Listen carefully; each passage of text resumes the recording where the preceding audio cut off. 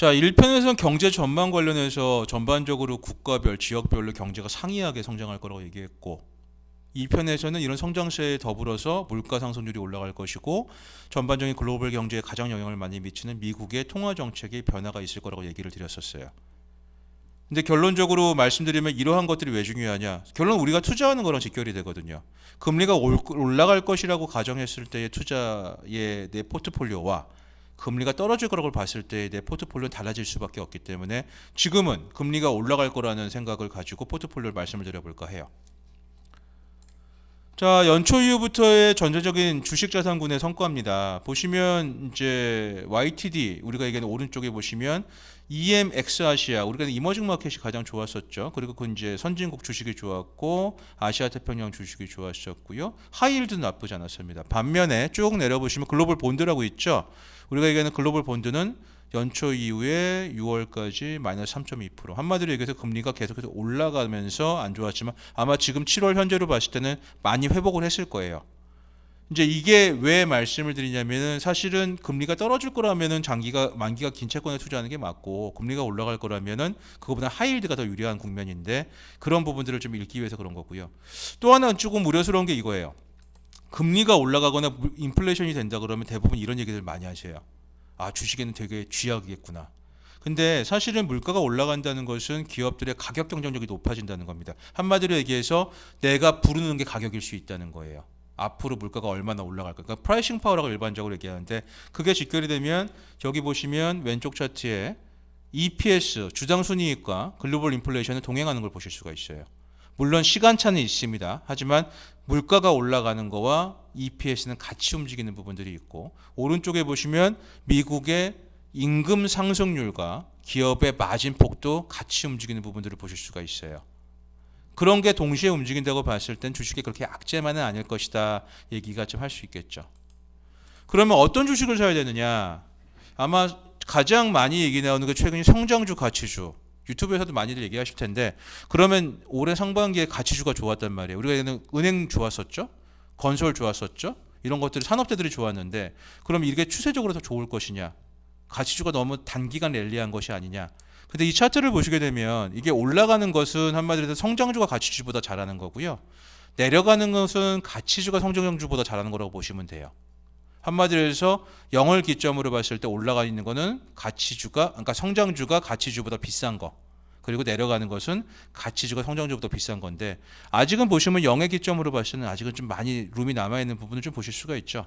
그러면 가치주는 아직까지 여유가 좀 있다는 거고 또 하나는 보시게 되는 게 리얼 GDP 우리가 얘기하는 경제 성장이 됐을 때 MSCI 월드 기준으로 어느 섹터가 가장 우호적이냐 우리가 상관계수를 보는 건데 한마디로 얘기해서 성장률이 더 경제 성장률이 올라갔을 때는 우리가 얘기하는 어떤 섹터가 좋냐 여기 보시는 것처럼 산업재, 부동산, 금융, 필수 소비재 이런 것들이 유리하죠. 물론 여기에는 임의 소비재라고 하는 컨슈머 디스크레셔널이라는 게 있지만 이건 성장주로도 분류가 됩니다. IT 기기들이 많이 들어있어서 근데 성장률과 연동해서 움직인다 이렇게 보실 수가 있고요. 그래서 결론적으로는 이겁니다. 미국이 금리를 올렸을 때 어떤 것들이 좋을 것이냐. 그래서 여기 보시면 미국의 금리, 미국채 10년물의 금리와 S&P 500의 섹터별 성과를 좀 장기간 분석을 해놓은 자료인데 금융과 산업재, 에너지, 소재 이런 쪽이 실질적으로는 미국이 금리 상승 국면에 훨씬 유리했었다 보고 반면에 밑에 보시면 임의 소비재 필수 그리고 이제 우리가 하는 통신 서비스, 헬스케어, 부동산 그리고 필수 소비재, 유틸리티는 실질적으로는 금리가 올라갈 땐 불리했다. 아까는 성장률과 얘기한 거고 지금 금리랑 얘기가 다른 겁니다. 그럼 한마디로 얘기했을 때 그럼 밑에 있는 왼쪽으로 바가 쭉 늘어져 있는 것들은 안 좋은 거냐? 안 좋은 건 아니에요. 단지 S&P 500보다는 언더할 수 있다는 가능성을 얘기를 드리는 거고 우쪽은 S&P 500보다는 아웃퍼폼할 수 있다는 예시를 드린 겁니다라고 보시면 될 것 같아요. 자, 중국도 사실은 비슷한 그림이 나왔었어요. 중국도 올해 상반기에는 가치주가 되게 좋았었거든요. 은행, 에너지, 산업재가 상반기에 좋은 평가를 받았었고 밸류하고 성장주를 얘기할 때 나스닥과 러셀 3000을 비교하는 것이 아니고 실질적으로는 밸류 주식이 있을 때 가장 유리한 국면은 유럽 쪽이 유리합니다. 중국도 그랬지만 그 유럽 주식이 상반기에 되게 좋았던 부분들. 왜냐하면 유럽 주식은 벤치마크 기준으로 봤을 때 밸류 섹터하고 경기 순환 섹터가 많이 차지하고 있어요. 자, 이제 중국 얘기 잠깐만 말씀드리고 이제 3편 마무리할까 하는데 중국은 통화 정책의 정상화 그리고 기술주 규제 등 배경으로 상반기에 좀 성과가 별로였었죠.